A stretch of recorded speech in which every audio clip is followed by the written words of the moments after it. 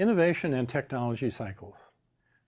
It's important to look at innovation through the lens of technology because almost every technology plays a part in some innovation. And every new innovation is brought about by some new form of technology, almost in every case. And so by recognizing how technologies are influenced not only by economic forces, but by other social forces, we can reveal an innovation opportunity.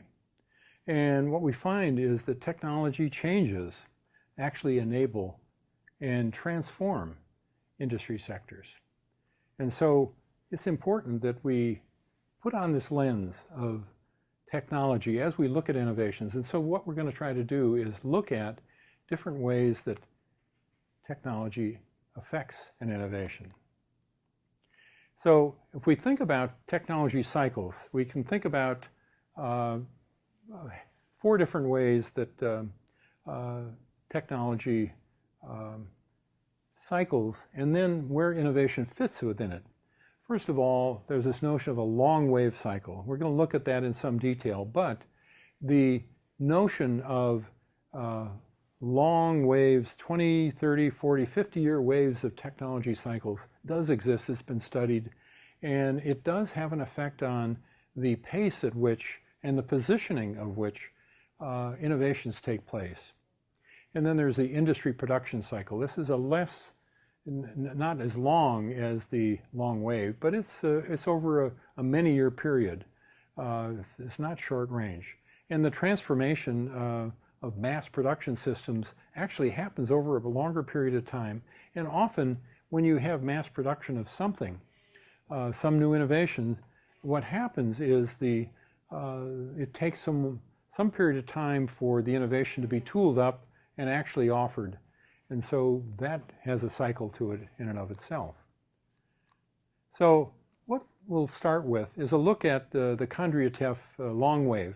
This is a very long period. This is, as you can see, it's many, many years, but it's a series of cycles that shows economic activity, and that's in the blue line, and then the red line is the cost of what was being sold. And the red line, in effect, is a reflection of what the marketplace is able to pay.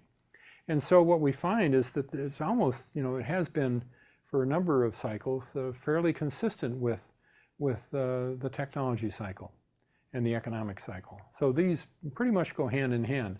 And I think what we're trying to say here is that over very long periods of time, when the economy is in growth, often certain types of innovations occur. And when the economy is in decline, different types of innovations occur, and probably less of them because they're not able to be supported. So let's take a closer look at one cycle of the Kondratiev wave. And you can see here that it starts what they call a depression low, and it rises up and where there's economic expansion, and where it peaks out and then drops off, and then there's a plateau.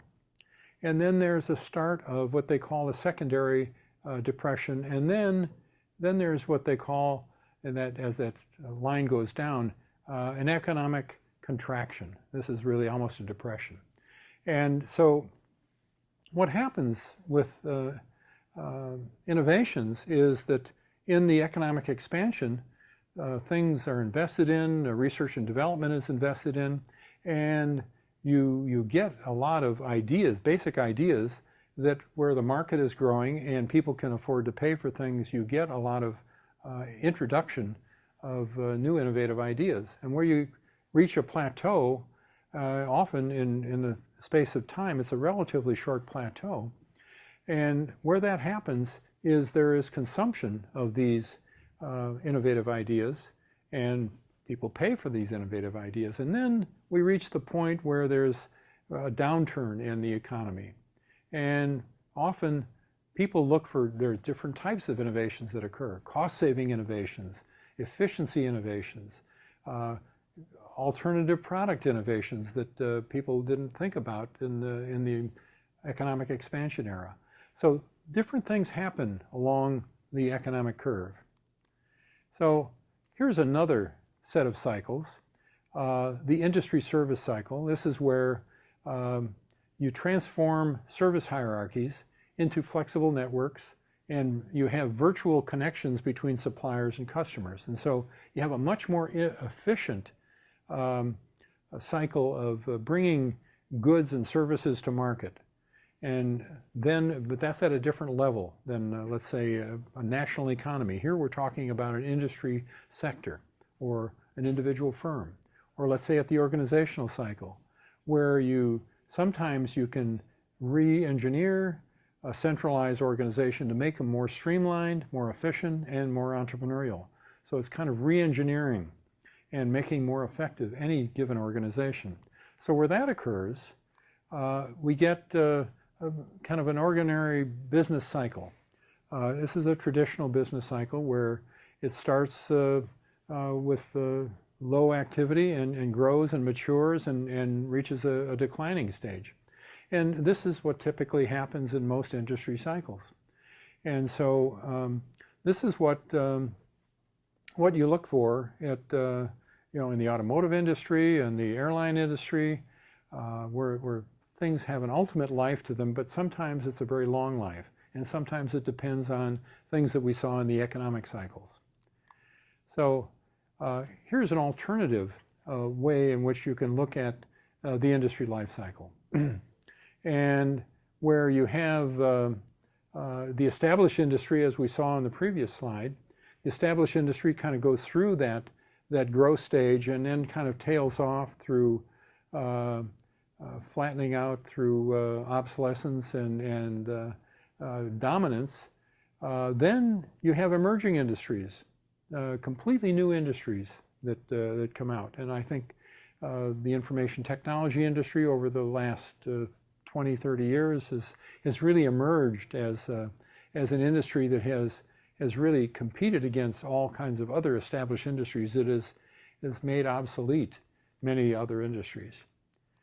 So here is another example of a technology cycle where we think about an innovation cycle per se and how innovation actually occurs and how there's a transformation of the innovation chain from basic and applied R&D through better knowledge and more management and knowledge management among researchers and users. And so there's that interchange, and open innovation is really contributing to that. And then, of course, we've looked at the product life cycle, where this is the product development process can be more integrated, where there's a concurrent set of activities that can be made more functional, more efficient. And so if we look at these in a very complex diagram here, but the important diagram here, if you want to look at the first curve that I'd like you to look at, is the one with the dots. The one with the dots is essentially the showing of how you start from planning to an emerging product to a very wide application to its obsolescence. You can see there's a very high growth in that emerging area, and then a drop-off in the wide application, and a severe drop-off in the obsolescence area. And then, likewise, the parallel to that is the availability of that product or innovation or that service. It's available, it grows in its availability, and it flattens out where there's very wide application. And it becomes, as the product becomes obsolete, it also drops off. So the other two lines, one is risk and one is cost, you can see that at the early stages of this technology life, the cost is very high because it's being developed. Lots of research and development is going into it. And as it begins to emerge and gets incorporated into a product, the cost begins to drop and the risk begins to drop. We've already talked about technology risk and market risk and technology uncertainty and market uncertainty. And as a technology gets accepted in the marketplace, it becomes less costly to maintain and less risky. But as you can see, once it gets to the stage of obsolescence, then maybe then the costs begin to rise and the risk begins to rise, because not only is it is causing unexpected consequences, unintended consequences. There are things that happen that that the original thought about the technology wasn't considered. So, in summary, the technology components of an innovation are really subject to long economic cycles. The Kondratiev wave is one way to think about how innovations kind of rise and fall based on the economic positives and negatives that happen. Technology's value to new innovation declines over time. Just like any other introduction of any technology, unless it is upgraded, constantly upgraded, its value will gradually decrease over time because there will be new technologies that will tend to make that obsolescent.